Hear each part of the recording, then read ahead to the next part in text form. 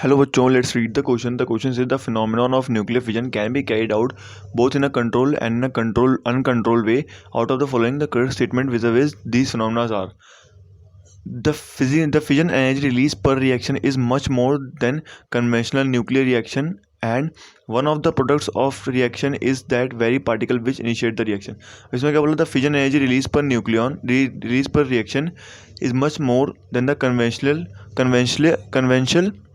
Conventional nuclear reaction. जो fission energy release हो रही है पर रिएक्शन में इज़ मच मोर, वो बहुत ज़्यादा है कन्वेंशनल न्यूक्लियर रिएक्शन से. जो नॉर्मल न्यूक्लियर रिएक्शन होती है उससे ज़्यादा है फिजन एनर्जी, जो बहुत ज़्यादा है उससे. तो ये बात तो सही है. फिजन एनर्जी जो होती है, फिजन एनर्जी जो रिलीज़ होती है रिएक्शन में पर रिएक्शन में, वो कन्वेंशनल एनर्जी से क्या बहुत ज़्यादा होती है. फिजन एनर्जी बहुत ज़्यादा होती है कन्वेंशनल न्यूक्लियर रिएक्शन से.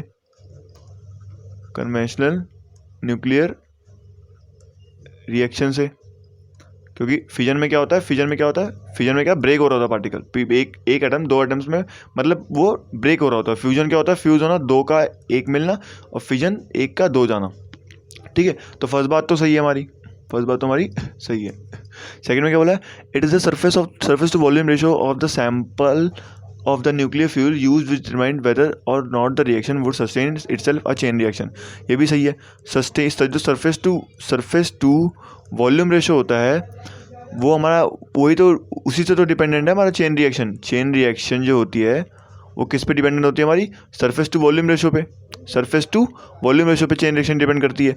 तो ये बात भी सही है कि it is the surface to volume ratio of the sample nuclear fuel use which determines. तो सही बात है, जब डिपेंडेंट है तो यही तो डिटरमाइन करेगा कि रिएक्शन होगी या नहीं होगी, चेन रिएक्शन. तो दूसरी बात भी सही है.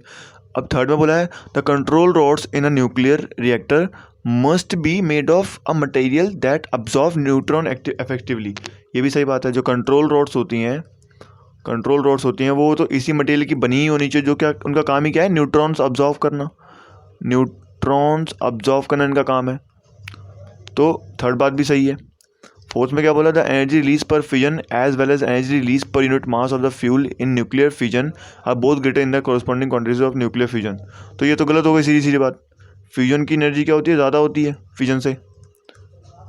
सो ये बात तो गलत हो गई. ठीक है, तो फर्स्ट, सेकंड, थर्ड जो हमारा आंसर है, फोर्थ हमारा गलत है. Hope you understood it well. Best of luck.